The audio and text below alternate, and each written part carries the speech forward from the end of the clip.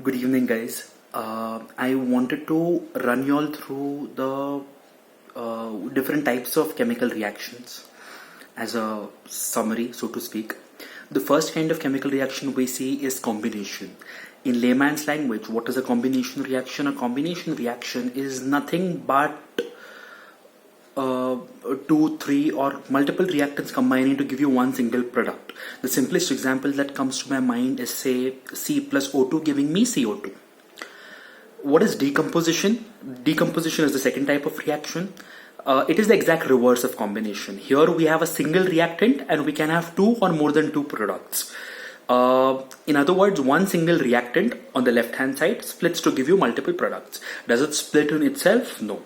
It has to be subjected to either heat, pressure, some kind of a catalyst, sunlight, etc. So we've seen combination, which is multiple reactants combining to give me one single product, C plus O2 CO2. We have seen decomposition, which is one single reactant splitting to give me multiple products upon being either subjected to heat, pressure, temperature, or a catalyst. So a good example could be CaCO3, which is calcium carbonate, upon heating giving me CaO plus CO2. I'm not really writing the reactions on a board or seeing, so listen to the reactants and the products I'm saying carefully. The third type of reaction we see is displacement reaction. In this, a more reactive element displaces a less reactive element from its specialized compound form. For example, Zn plus H2SO4. Zn is zinc plus H2SO4 is sulfuric acid. We obtain ZnSO4 plus H2. Now, here, zinc is one of the elements and the second element is hydrogen, which is present in its sulfate form. That is H2SO4 and we call it sulfuric acid. So, zinc is displacing hydrogen from its sulfate form and itself becoming a part of the sulfate. That is, Zn plus H2SO4 is giving me ZnSO4 plus H2. Note that only more reactive element can displace less reactive elements from their compound forms and not the other way around. We'll see this and discuss this when we come to metals and non-metals. The fourth type of reaction is double displacement reaction. In this, both elements are present in compound form and become a part of each other's specialized compounds. For example, AgCl plus NaNO3 gives me AgNO3 plus NaCl. So AgCl, so silver is part of its chloride form, plus NaNO3, sodium is part of its nitrate form, gives me AgNO3. So silver becomes a part of the nitrate, plus NaCl, and sodium becomes a part of the chloride. Every double displacement reaction also has one of the products as a salt and the other product is what we call as a precipitate. What is a precipitate? It is a hard substance which is typically insoluble in water and it can be colored, it can be white. So a precipitate is always formed in a double displacement reaction. The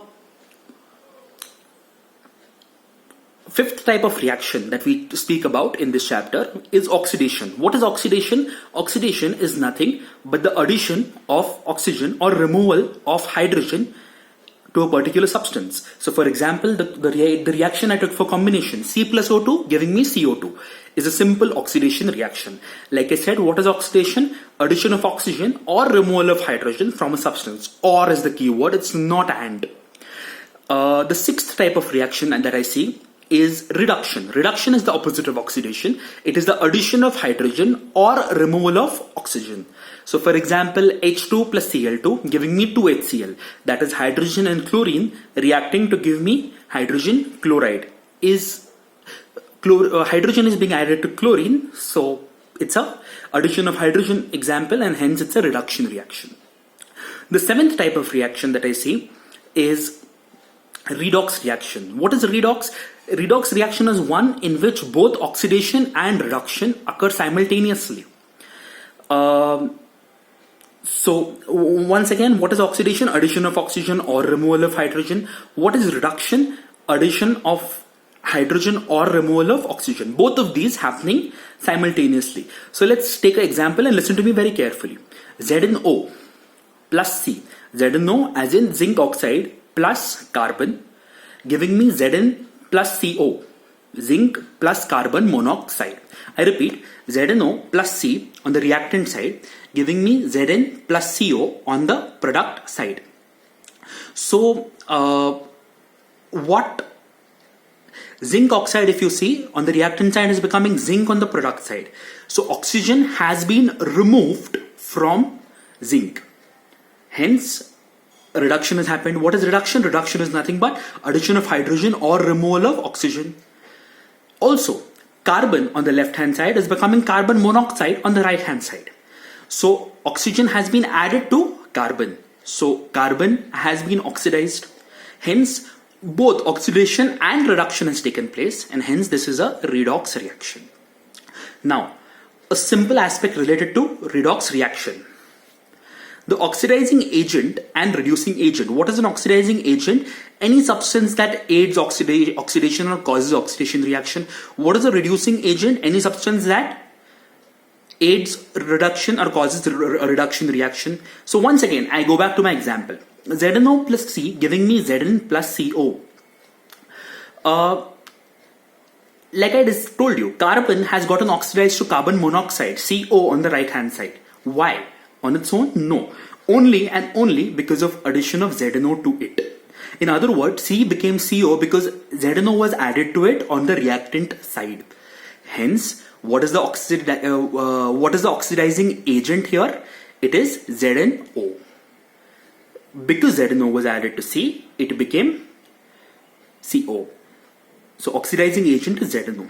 Also, I'm adding ZnO, and similarly ZnO became Zn on the right hand side. Why? Only and only because of addition of C to it. So ZnO got reduced to Zn, that is, oxygen was removed from ZnO because of addition of carbon. And hence, since carbon was added and carbon was responsible for the removal of oxygen from ZnO, carbon is the stated reducing agent here. Another two types of 8th and 9th types of reactions are exothermic and endothermic. What is exothermic reaction? Exothermic reaction is a reaction in which the product is evolved with the evolution, or a reaction in which heat is evolved. Endothermic reaction is simply a reaction in which heat is absorbed. Typically, oxidation reactions are exothermic reactions, reduction reactions are endothermic reactions. I got a bit of feedback from various parents that a bit of video interface, etc., rather than just worksheets, homeworks and tests will help. Worksheets, homeworks and tests are important and are necessary, especially right now, but we will also try to get this kind of video interface for you all. A small video, I hope it helps you in better understanding, and there'll be more of such small videos going ahead. Thank you.